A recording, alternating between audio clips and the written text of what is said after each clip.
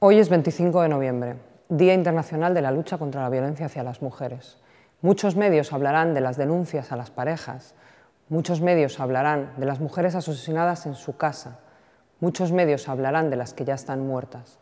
Nosotras hoy, en Distrito Federal, queremos hablar de las que seguimos vivas y de la violencia que no se ve, pero que se siente. La violencia de caminar por la calle y que te puedan insultar. La violencia de caminar por la calle y saber que hay hombres que creen que tienen derecho a masturbarse delante tuyo y a no considerar que eso es una agresión sexual. De la violencia que recibe la gente del equipo de esta tuerca. A ti, ¿quién te va a violar si eres un despojo humano? Pégate un tiro. Sois una deshonra para cualquier mujer decente. Estas son las palabras que recibe todos los días Iranchu Varela en sus redes sociales. Iranchu Varela es la creadora del Tornillo, el espacio feminista de la tuerca. Y hoy queremos decir que el equipo de la tuerca está muy orgulloso de una mujer decente como Iranchu. Y que si nos tocáis a una, nos tocáis a todas.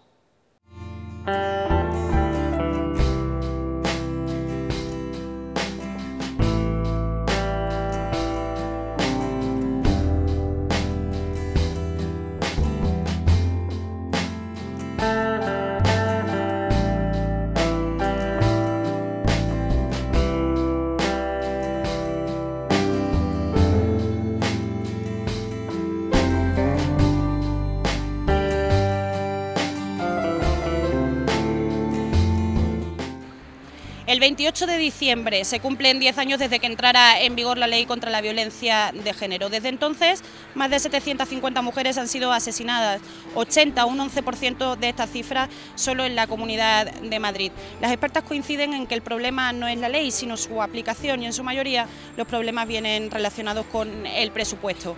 Hoy, 25 de noviembre, en la Tuerca DF también estamos contra la violencia de género.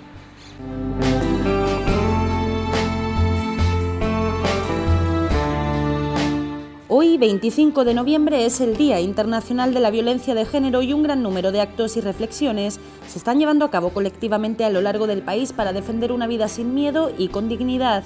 Los datos son escalofriantes. La Ley Orgánica de Medidas de Protección Integral contra la Violencia de Género va a cumplir 10 años y en ese tiempo han sido asesinadas 754 mujeres por el hecho de serlo. En Madrid, en concreto, 80 de todas ellas. La aplicación de esta ley sigue siendo de dudosa efectividad. Lo más necesario es, según las expertas, dotar la normativa de presupuesto y formar a profesionales especializados para proteger a las víctimas, además de conseguir que las políticas de empleo para las mujeres sea una prioridad. Trabajar, explican, es la vía fundamental para separarse del maltratador. La gestión del problema en Madrid no difiere demasiado a la estatal. En cuanto a los presupuestos, la comunidad los ha recortado en un 49% desde el año 2009.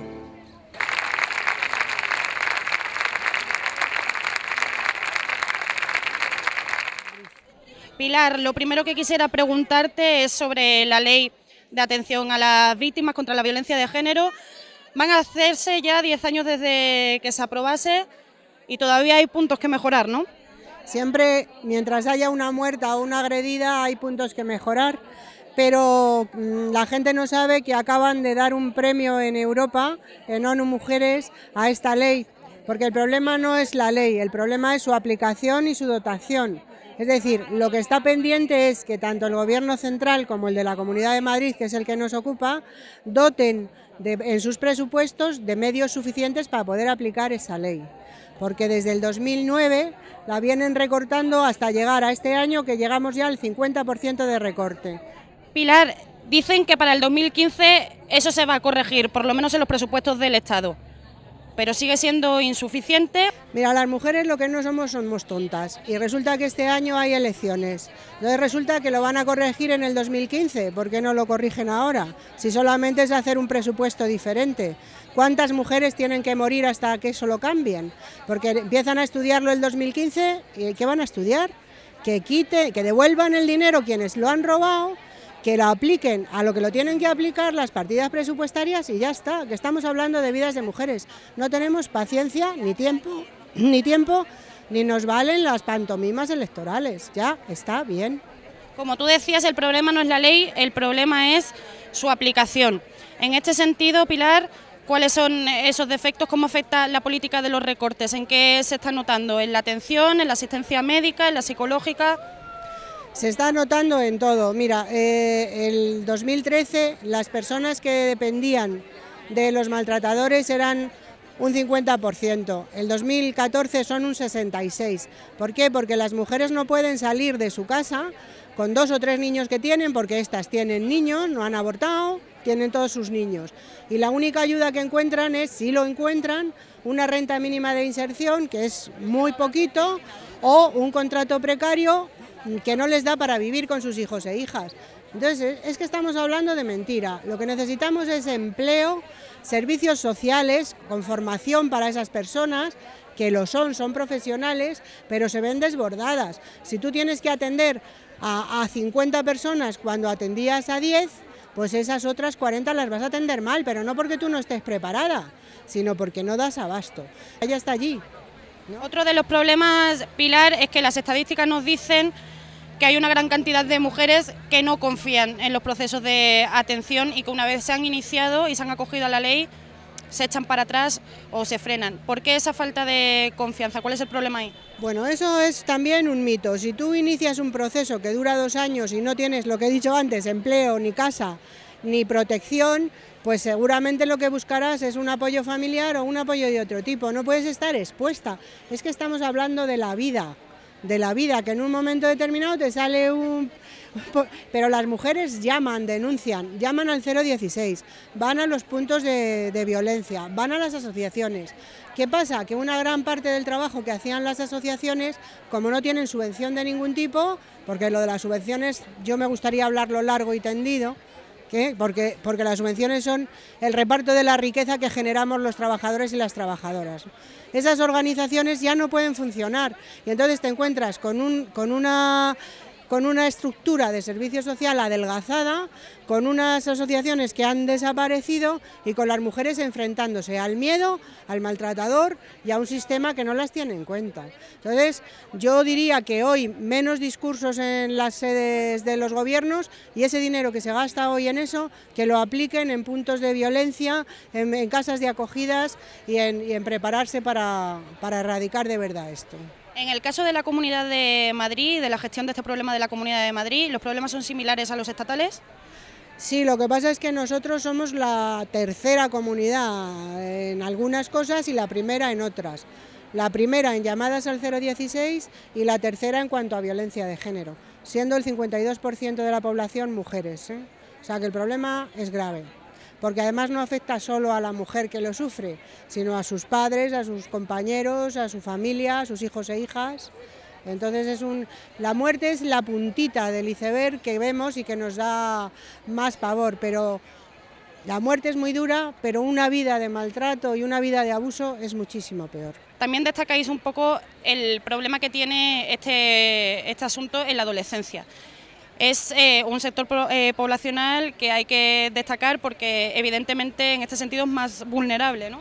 Sí, pero además es el resultado de nuestro sistema educativo, es decir, si los chicos y las chicas no se les enseña lo que es la coeducación, el respeto, el valorarse a sí mismas, el que ellos no son quienes van a ser los papás de familia que van a proveer a la casa, como en la prehistoria, pues estos chicos y chicas van teniendo los valores que reciben de la televisión, de la Iglesia Católica, de la parte chunga de la Iglesia Católica, que también la hay buena, ¿no?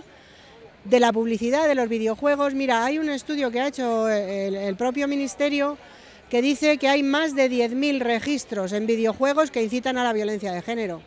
¿Habéis visto los anuncios de perfumes, de coches, que siguen consagrando el poderío del varón sobre las mujeres como objetos, ¿no? En este sentido, la ley contempla también plantea una respuesta al abuso sexual, por ejemplo. Claro, la ley lo plantea todo, pero es que no lo aplican, pero no solo la de violencia, también la ley de igualdad. La ley de igualdad dice que todos los contenidos de los libros de texto se tienen que revisar, que todos los contenidos de la publicidad tienen que respetar un código ético del respeto a la mujer, el lenguaje se tiene que tener en consideración, pero luego permitimos incluso a alcaldes que nos ofendan públicamente diciendo las tonterías que dice el alcalde de Valladolid. Eso te iba a preguntar, Pilar, que ante este panorama, ¿qué está en nuestras manos hacer? Bueno, nosotras estamos en la calle todos los días, en los convenios colectivos, en los protocolos de acoso en las empresas, atendemos a las mujeres, aguantamos que se nos llame de todo, pero aquí estamos y aquí seguimos siendo referencia de muchas mujeres que algunas vidas hemos salvado, y lo que le decimos a la población es que vote, pero que vote bien, a quien quiera, pero bien. Durante todo el día se llevarán a cabo, además, distintas campañas a través de Internet para contribuir a estas reflexiones. Pueden seguir algunas de ellas a través de los hashtags Al machista le digo o Dibuja la línea.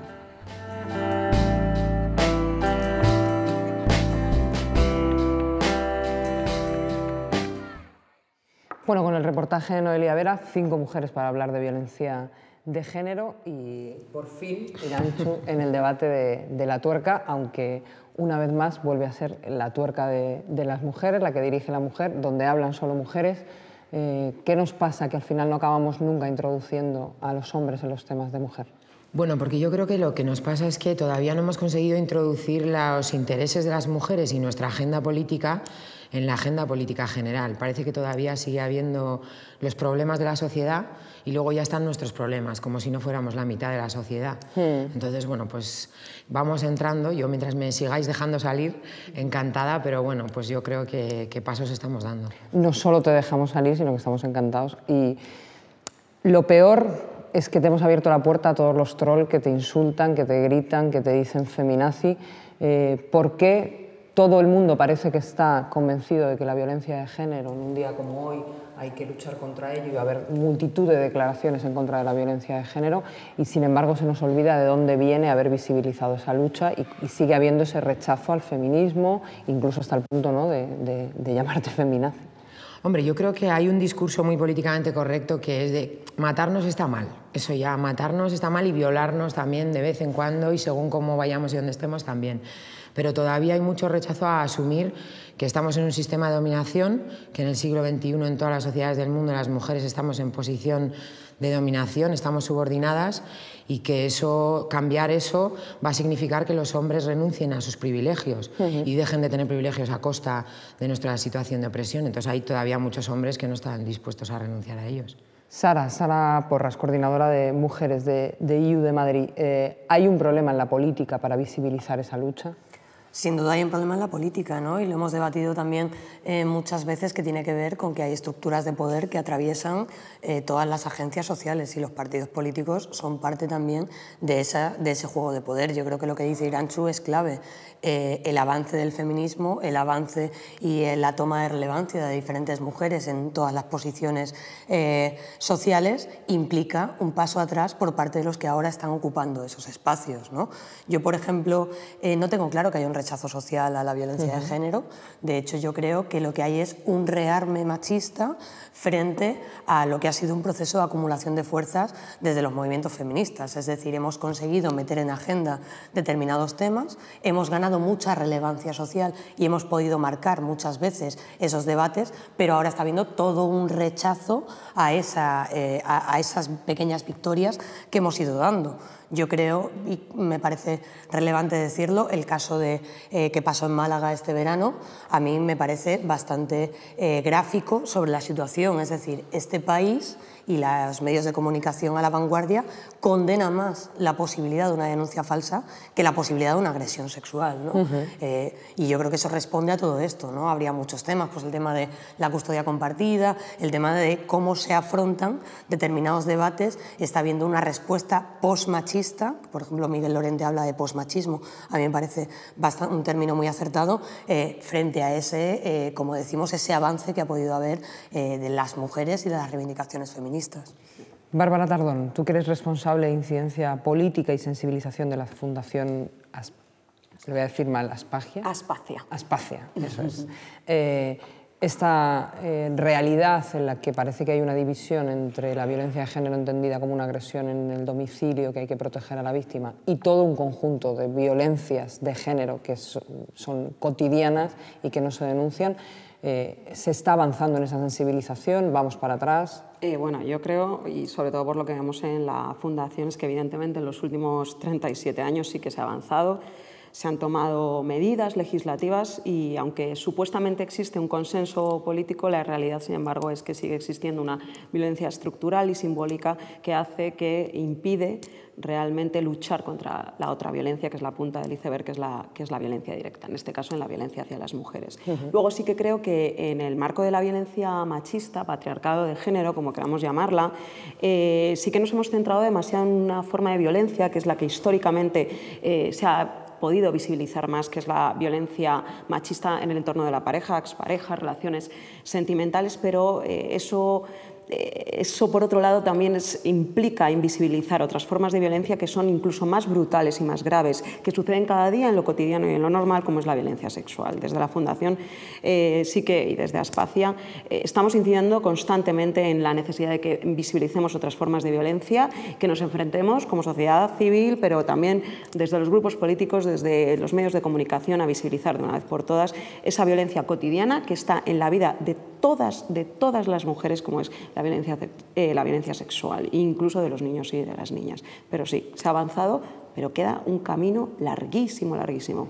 Esa violencia sexual que siempre se establece en torno a una violación, a un acoso muy evidente, pero bueno, que también es muy cotidiana en las redes, ¿no? Tú que eres muy de redes, eso que permanentemente te acusen de no estar bien follada. Que tendríamos que ser capaces de romper la idea de que la violencia contra las mujeres es una cuestión de 4 locos que se les va un día la pinza y asesinan a su mujer, y entender que eso en realidad es la manifestación de una cultura que legitima la violencia contra las mujeres.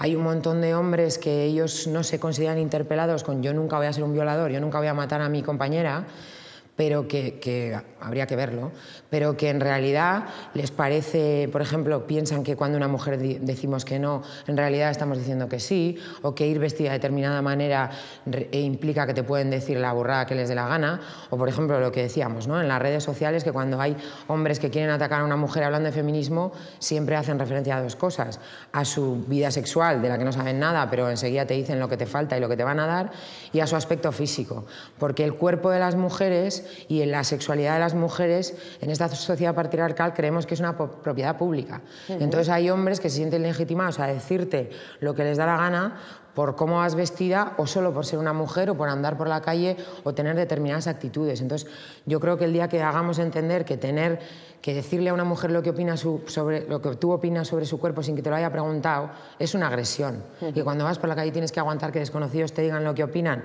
para bien o para mal, te están agrediendo, y que si tú haces eso eres un agresor, y que igual puesto en el contexto determinado, pues igual no violarías o igual sí.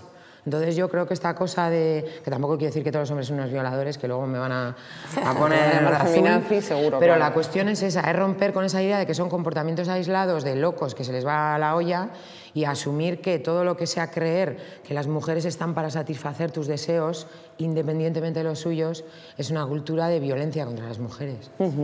Y que además está en la raíz misma del sistema, ¿no? O sea, yo tengo muy claro que, por ejemplo, todo este repunte que estábamos hablando de actitudes postmachistas tiene que ver también con el momento político y el momento histórico en el que nos encontramos. Es decir, se analiza desde muchos lugares, ¿no? Está habiendo un cambio de paradigma, se están reescribiendo las reglas del juego. Para eso es necesario la política sexual. Es decir, para eso es necesario la aplicación sistemática sobre determinados sectores sociales de grandes dosis de violencia, en mayor o menor grado, ¿no?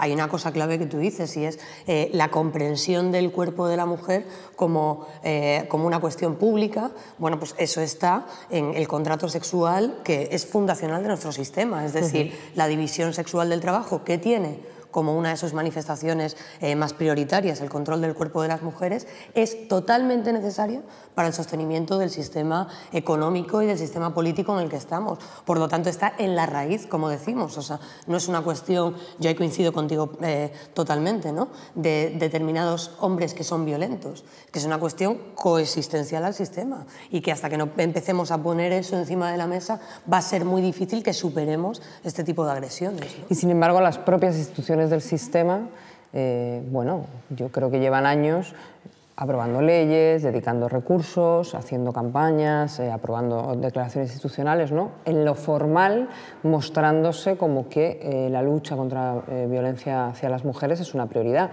Pero ¿tiene sentido que esa lucha institucional no empiece por esa reflexión?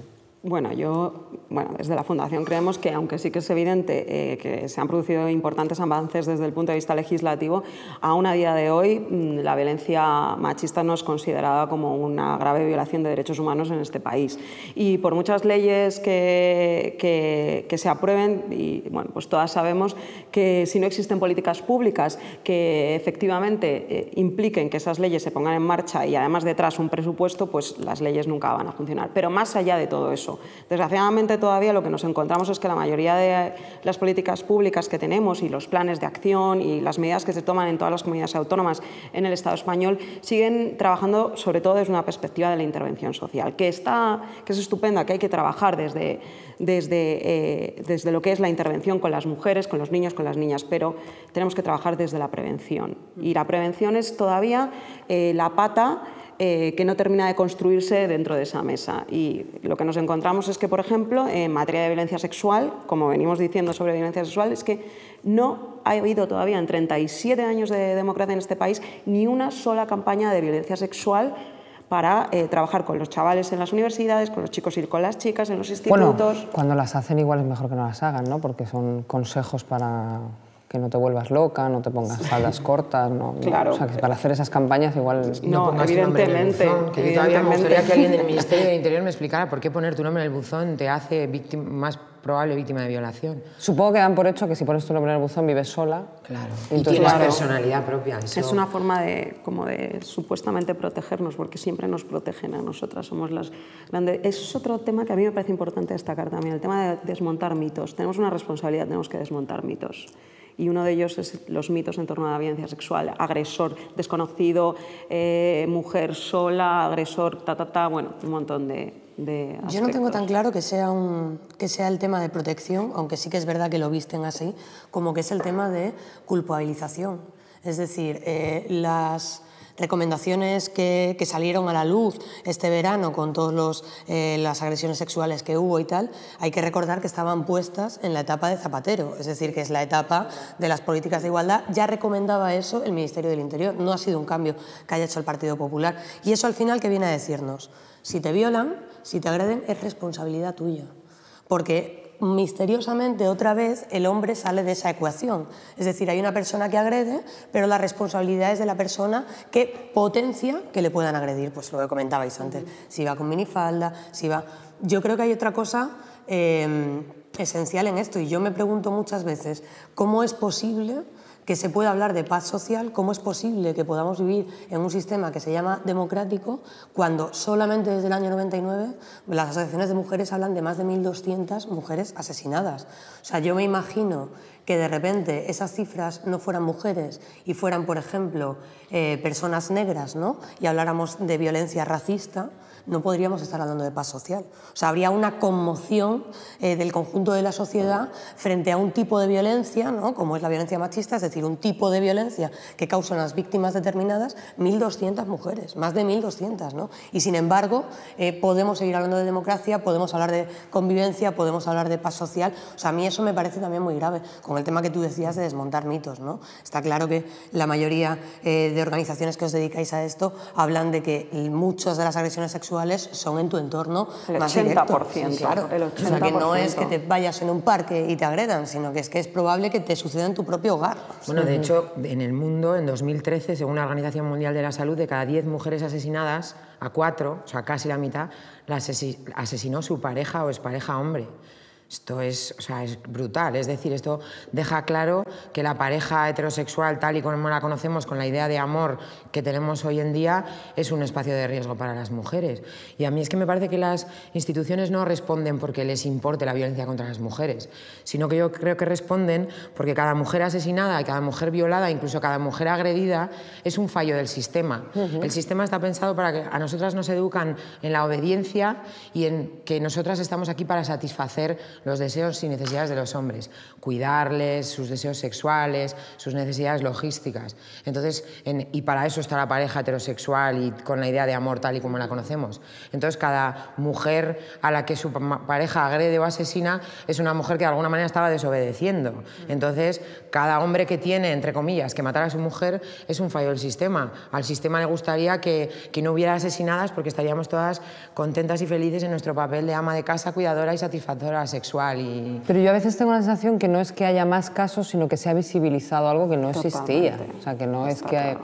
Pero no lo sé, porque decía Sara, y yo creo que es importante analizarlo, ¿no?, que hay un momento político muy determinado y que eso también influye. Y que yo nunca tengo claro si hay un momento político también de rearme feminista, que yo creo que sí. O sea, que quiero decir que igual que hay una cultura muy asentada de para qué sirven las mujeres en la sociedad, también hay una vivencia cotidiana de unas generaciones de mujeres que es como, ¿y esto por qué? ¿No? Que no aceptamos que en un sistema democrático se nos tenga que someter a las decisiones de la otra mitad del mundo porque sí, ¿no? Entonces yo creo que también hay una mezcla entre visibilización y una reacción de las mujeres, de decir, no, es que somos más desobedientes y más que lo vamos a ser, ¿no? Yo estoy completamente de acuerdo con eso. Y además yo creo que hay una toma de conciencia como nunca antes ha habido en la historia, por lo menos en nuestro país. Creo además que hay un grupo de mujeres feministas jóvenes a las que se las está obviando, pero que están ahí haciendo un trabajo desde sus espacios de sociabilización súper importante.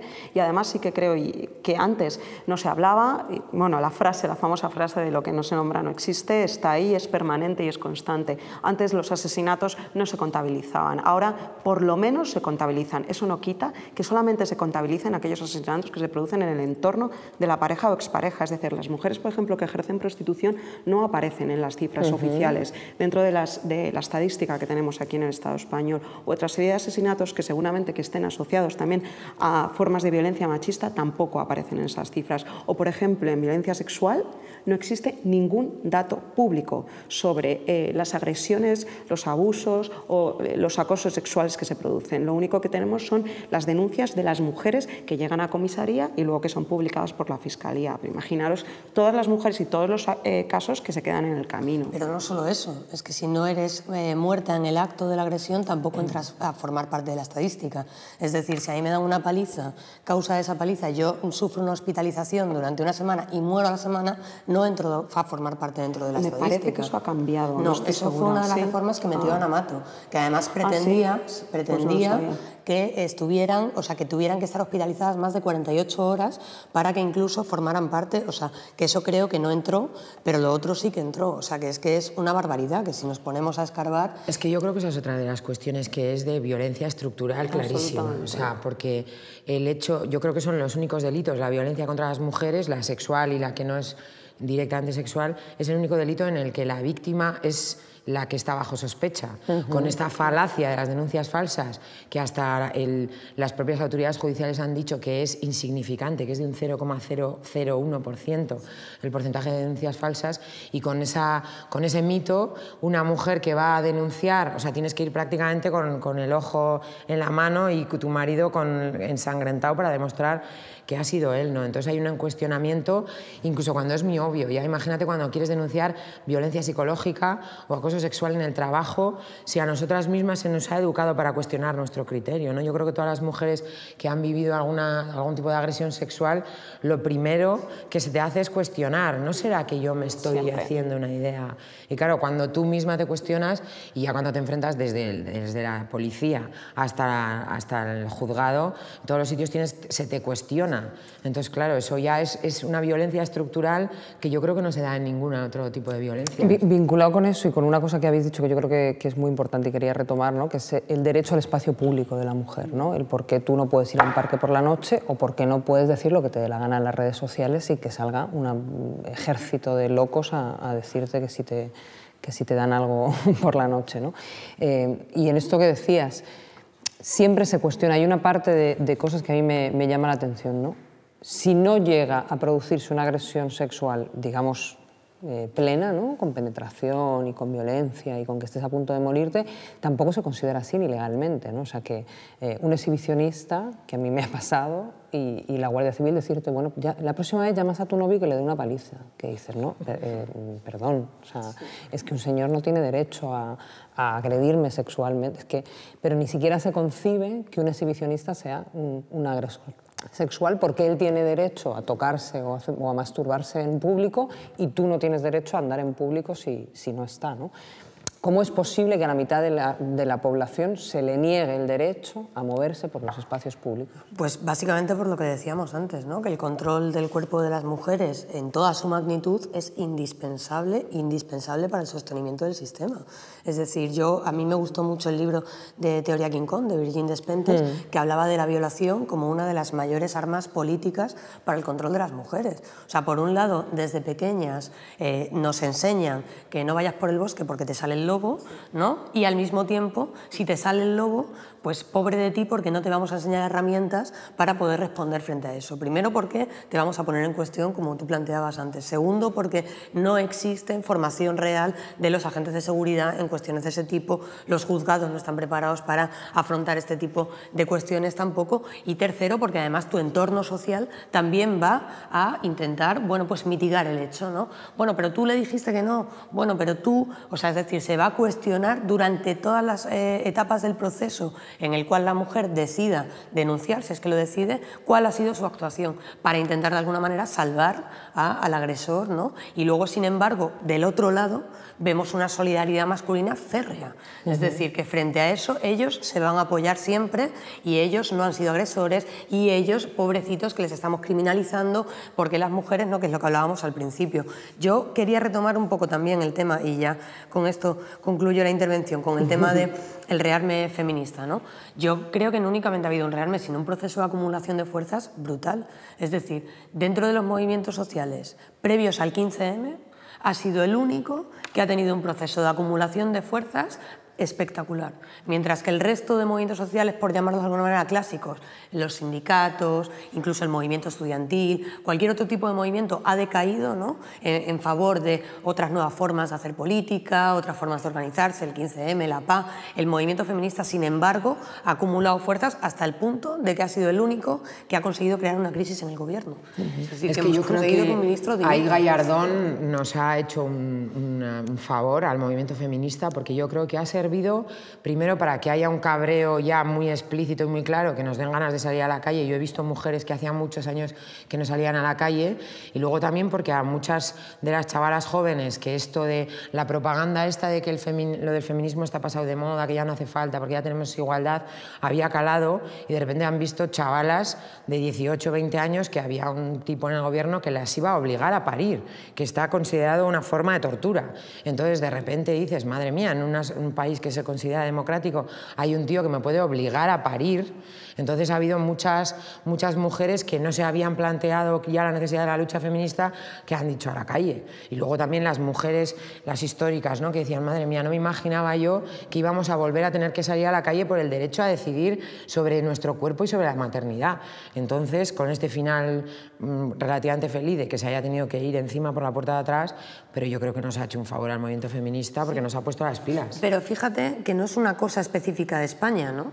O sea, que ¿dónde están puestos en cuestión el derecho al aborto o a la interrupción voluntaria de los embarazos en Europa? Pues casualmente en todos los países del ajuste duro. Es decir, en Grecia se ha privatizado el servicio, antes entraba por la sanidad pública, ahora ya cuesta dinero. En Italia se está dificultando el acceso vía objeción de conciencia. Hoy en día el 70% de los profesionales se niegan a practicar este tipo de intervenciones. En Irlanda tiene una de las leyes más restrictivas, y caso aparte tal vez sería Portugal, ¿no? Pero yo creo que eso merece un análisis distinto, porque bueno, pues ellos sí que hicieron una revolución, cosa que aquí no tuvimos ruptura democrática, ¿no? Pero quiero decir que el control del cuerpo de las mujeres va indefectiblemente unido a los planes de ajuste estructural.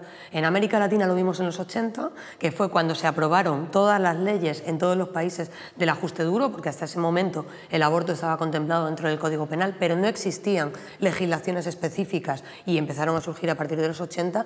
En África los planes de ajuste fueron acompañados acompañados de políticas de maternidad muy concretas, y ahora en Europa estamos viviendo también ese repunte. Por eso yo insisto en la idea de el control del cuerpo de las mujeres es un mecanismo económico indispensable. Vamos con esa crisis económica, ¿no? Que al final, tienes razón Sara, o sea, que se ajusta mucho más en los países donde se está ajustando la troika, donde está apretando las tuercas. Pero claro, eso tiene muchas consecuencias, no solo las nuevas legislaciones.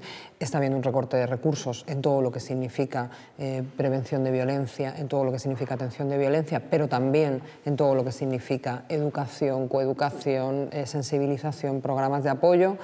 Desde luego hay una apuesta de vuelta al hogar de la mujer, y devuélvete, porque no hay recursos para que las instituciones públicas se hagan cada vez más corresponsables en el conjunto de la sociedad, de los cuidados de la sociedad, que es lo que entiendo que es nuestra aspiración, ¿no? Pero también hay un impacto muy directo y muy brutal, en mi opinión muy duro, para aquellas mujeres que no se pueden permitir separarse de sus agresores, ¿no? Y que nadie interviene, incluso desde una perspectiva institucional que está muy centrada en el recurso social y en la atención directa a la víctima. Vemos demasiado a menudo mujeres que son asesinadas porque estaban divorciadas y vivían con sus compañeros porque no podían mantenerse económicamente, ¿no? O sea, la crisis económica está teniendo coste femenino por encima de masculino. Pero vamos, en violencia machista, por supuesto. Para empezar, el recorte desde el año 2004 actualmente es del 23%, y sobre todo hay una estrategia que yo creo que es un poco perversa, que es la de disfrazar el no cierre de determinados recursos, que sin embargo lo que hacen es disimuladamente lo asumen servicios sociales, cuando hay equipos especializados que, por cierto, y aprovecho ya que estamos aquí, que salvan vidas, igual que los profesionales de la salud. Y que los desmantelan. Y que los desmantelan. Y además se hace de otra forma también muy disimulada, y es a través de la reducción de horas en los equipos.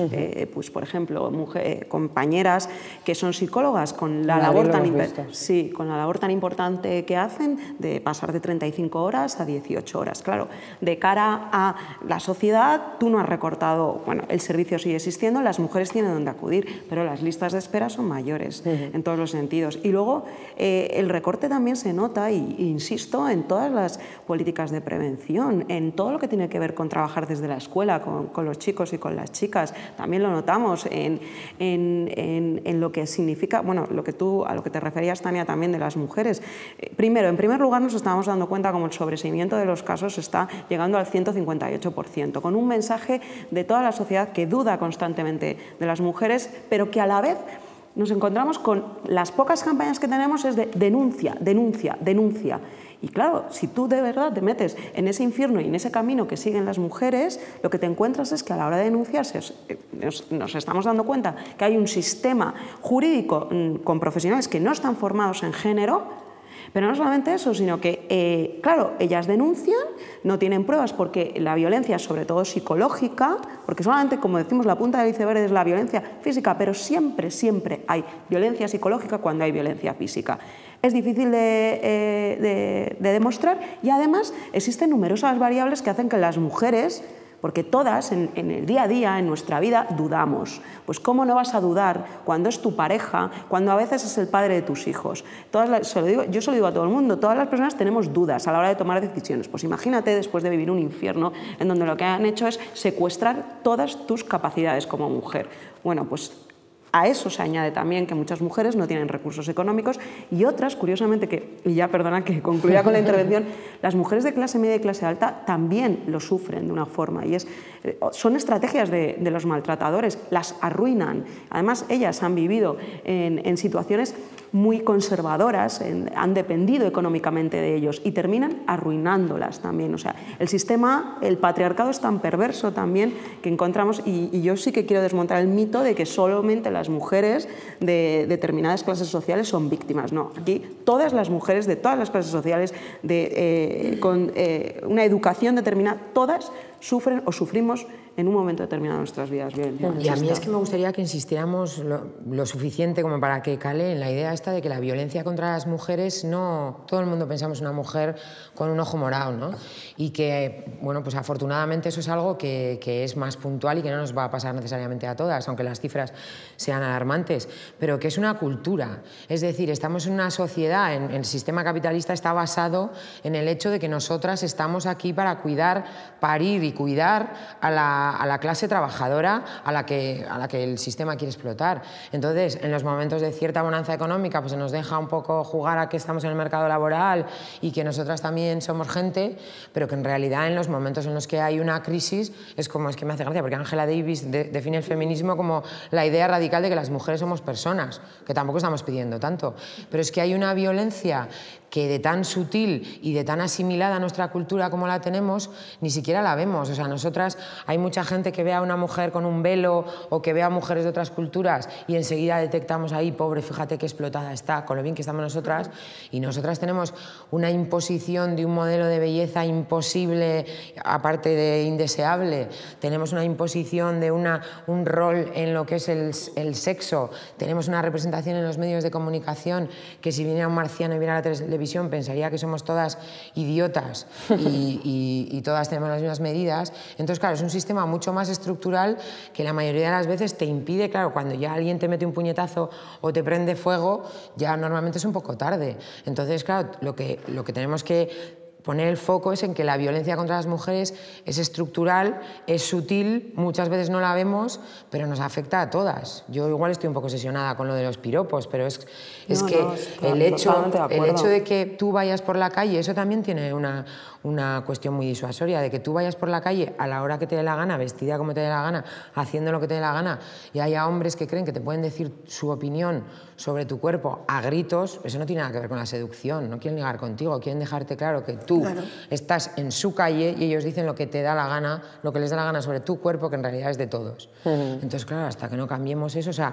el problema de los asesinatos es brutal, pero los asesinatos tienen detrás una legitimación social que empieza en cómo salimos nosotras en los medios de comunicación o cuál es el rol que se nos asigna en el mundo, ¿no? Es que la violencia de género no es una foto, ¿no? Es una película, es decir, hay un montón de fotogramas y el más terrible es el asesinato, pero para que eso ocurra, pues ella hablaba de una violencia psicológica brutal. Obviamente las mujeres que sufren violencia física viven aterradas, o sea, viven secuestradas en su propia casa, pero luego también es necesario que toda la sociedad conniva con esa violencia, es decir, es necesario que se tolere, porque si no, las cifras harían que fuera insostenible, o sea, que no pudiéramos hablar de paz social, como no podríamos hablar de paz social, como decía yo antes, ¿no? en otro tipo de casos.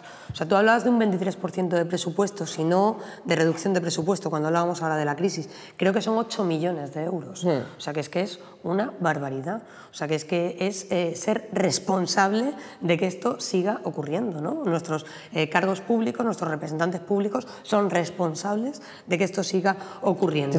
8 millones es una barbaridad de reducción. 8 millones en el marco de un presupuesto, aunque sea autonómico, es ridículo. Es que es ridículo. Es ridículo. Sí, pero vamos... O sea, quiero decir que si eso es el 23% reducido... Claro. O sea, es que era un presupuesto ya bastante nimio. A eso me refiero. Está claro. A eso me refiero. No, y esto es del Estado. O sea, que es que ni siquiera es de una comunidad autónoma. Es del Estado. Deben gastarse más en pipas. Claro. Lo que pasa que a mí me pasa que en días como, pues en los días, el 25 de noviembre, el 8 de marzo, a ver quién tiene narices de no salir con una cosa lila o diciendo que le parece fatal y esas cosas. O sea, que... El discurso de la corrección política, yo creo que casi todo el mundo, menos cuando algún candidato al Parlamento Europeo dice que no le ha tratado con condescendencia a la mujer que tiene enfrente, o esas burradas que a veces les escapan, pero la corrección política se la han aprendido.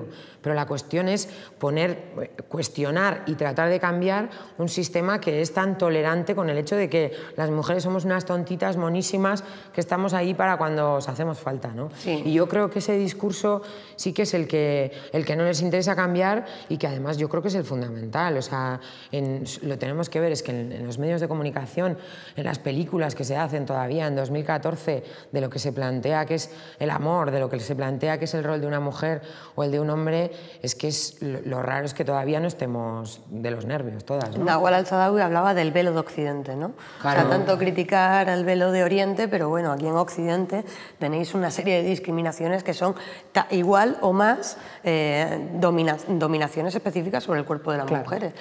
O somos bellas o somos inteligentes, ¿no? Sí. O sea, no podemos combinar las dos cuestiones a la vez. Además, si eres inteligente, eres lesbiana, no tienes hijos, no tienes... O sea, va todo el paquete completo, no puedes elegir libremente lo que sea, ¿no? Y yo quiero... Mira, es que aprovecho también, porque ya que estamos en este debate, para dar visibilidad a todas esas mujeres que están completamente invisibilizadas también, y no porque ellas sean conscientes de lo que viven las mujeres migrantes, las mujeres gitanas, las mujeres discapacitadas, las mujeres mayores, que sufren además también esa violencia machista y que, bueno, pues muchas veces las leyes y los propios recursos no las protegen. No os habéis dado cuenta porque está muy animado el debate, pero se nos ha acabado el tiempo, estamos ya fuera de tiempo. Una última, yo creo que el análisis es muy potente, creo que programas como este hace falta para romper esa lógica en la que bueno, pues nos ponemos un lazo morado el día 25 de noviembre y ya está. Yo creo que sacar el 25 de noviembre un debate que ponga sobre la mesa que hay que ir al fondo de la cuestión, creo que es imprescindible. Pero hay que poner también dónde está la salida, cuál es el camino que hay que recorrer para salir de esta situación. Así que última ronda. Yo creo que en primer lugar hay una cosa que ella, Irantxu, planteaba al principio, y es dejar de entender los problemas que de manera más dramática nos afectan a las mujeres como las cosas de las chicas. Había una frase que no paraban de repetir las compañeras del feminismo comunitario en Bolivia, que a mí me parecía bien gráfica, que decían: no queremos el 40% de su infierno, queremos el 100% de nuestro paraíso. Es decir, no es únicamente que seamos el 52% de la población mundial, es que somos el 50% de todas las luchas que ahora mismo hay a lo largo de todo el Estado. Es decir, somos el 50% de la marea blanca, de la marea verde, de la lucha contra los desahucios. ¿Eso qué quiere decir? Que igual que nosotras estamos insertas en los conflictos sociales que afectan al conjunto de la sociedad, esto se tiene que entender como un conflicto social. Es decir, no puede haber democracia si hay un sistema que de manera sistemática violenta a las mujeres de múltiples maneras, ¿no? Aquí se han dicho, ya se ha insistido mucho en esa idea, y yo creo que eso es indispensable, acumular fuerza social que realmente ponga eso en el centro, ¿no? Ahora se habla constantemente de proceso constituyente, de transformación del paradigma. Bueno, pues el feminismo tiene que ser esencial,